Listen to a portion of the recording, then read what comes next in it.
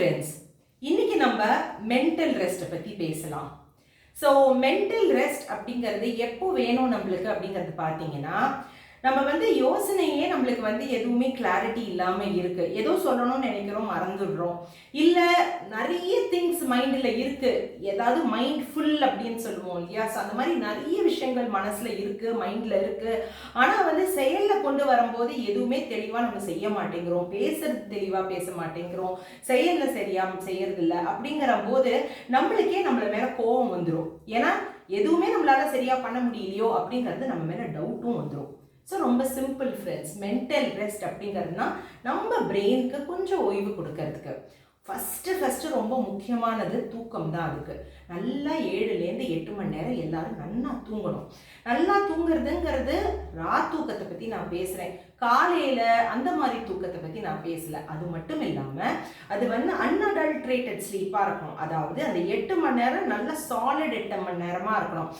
5 மணி நேரம் சாயங்காலம், அப்புறம் அதுக்கப்புறம் காலையில் தூக்கம், அதுக்கப்புறம் மத்தியானம் தூக்கம், அந்த மாதிரி 8 மணி நேரம் சொல்லலை. ஸோ கண்டினியூஸாக இருக்கணும், அந்த மாதிரி தூங்கணும். அது மட்டும் இல்லாமல் அந்த தூங்கிறதுக்கு முன்னாடி ஒரு 1 hour 2 hours முன்னாடி தண்ணி குடிக்கிறது நிறுத்திடுங்க. ஏன்னா ரெஸ்ட் ரூம் போகணுங்கிறதுக்காகவும் நம்ம தூக்கத்தில் எழுந்திருக்கிறதுக்கு வாய்ப்பு இருக்குது. ஸோ ஃபஸ்ட்டு நல்லா தூங்கணுங்கிறது நல்லா புரிஞ்சுக்கோங்க. 2வது மெடிடேஷன் ஏதாவது பண்ணுங்கள். நல்ல மெடிடேஷன் பண்ணிவிட்டு நீங்கள் தூங்குறதுக்கு நீங்கள் ட்ரை பண்ணினீங்கன்னா இன்னும் ஆழ்ந்த தூக்கம், டீப் ஸ்லீப்க்கு நீங்கள் போவீங்க. அதுவும் ரொம்ப இம்பார்ட்டன்ட். மெடிடேஷன்னா ஐயோ எனக்கு இதெல்லாம் பண்ணணுமா அப்படிங்கிறது நினைக்க வேண்டாம். ஜஸ்ட் ஒரு 5 to 10 minutes பாடியை ஒரு பார்ட் ஆஃப் த பாடியாக நீங்கள் ப்ராக்ரெசிவ் ரிலாக்ஸேஷன் சொல்கிற மாதிரி காலையிலேருந்து தலைமண்டை வரைக்கும் நீங்கள் ஒவ்வொரு அங்கம், இப்போ நீ ரிலாக்ஸ்டாக இருக்க, நீ ரொம்ப நல்லா இன்னைக்கு வேலை செஞ்சுருக்கேன், தேங்க்யூ, நல்லா தூங்கு அப்படிங்கிற மாதிரி நீங்களே சொல்லிகிட்டே போகலாம். ஸோ அந்த மாதிரி ப்ராக்ரெசிவ் ரிலாக்ஸேஷன் மெடிடேஷன் பண்ணினீங்கன்னா உங்களோட மென்டலுக்கும் நல்ல ரெஸ்ட் கிடைக்கும். நல்லா தூங்கி எழுந்தாலே நம்ம ரொம்ப ஃப்ரெஷ்ஷாக இருப்போம். அடுத்தது மியூசிக் கேளுங்க. காது இனிமையாக இருக்கிற மாதிரி மியூசிக் கேட்டோம்னா நம்மளுக்கே மைண்டும் ரிலாக்ஸ்ட் ஆகிடும், மென்டலாகவும் நம்மளுக்கு நல்ல கிளாரிட்டி கிடைக்கும். அது மட்டும் இல்லாமல் உங்களால் முடிஞ்சதுன்னா நீங்கள் ஒரு லாங் வாக்கு, லாங் ட்ரெயில் அப்படிங்கிறது சொல்லுவோம், லாங் வாக்குக்கு போங்க.